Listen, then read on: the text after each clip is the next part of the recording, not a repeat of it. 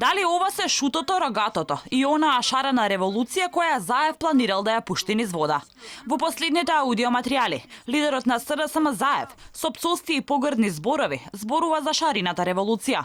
Ама денеска молчат речиси сите шарени кои по протестите и доаѓањето на власт на партијата на Заев седнаа во пратеничките или други функционерски фотелји.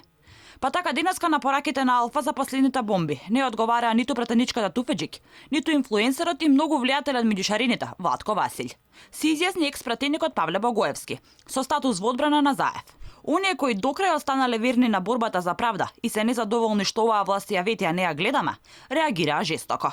Да бидам искрен, свесен бев и самиот дека влегувам во протести организирани од СДСМ и некои невладини организации. Јасно и ние како левица тогаш имавме намера да заземеме позиција во рамки на тоа движење и да не го препуштиме истото на СДСМ. И професорот Апасиев, кој остана да се бори за правдата преку неговата левица, надврачарената коалиција како што нарекува Заев, реагираше.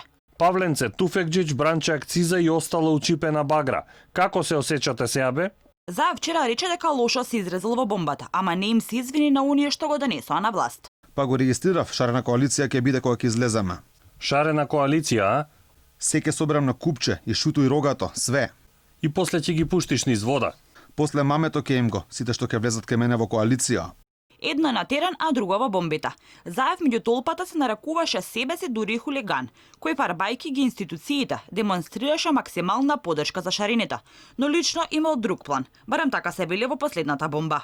Ова денеска како перформанс на сите нас хулиганите и хулиганките, составен дел на ова шарена револуција, беше чин на солидарност. Во втората бомба, објавена вчера, Заев за владиката Наум вели дека бил премачкан со сите бои. До овој момент нема реакција од владиката, ниту пак е достапен на неговиот мобилен телефон.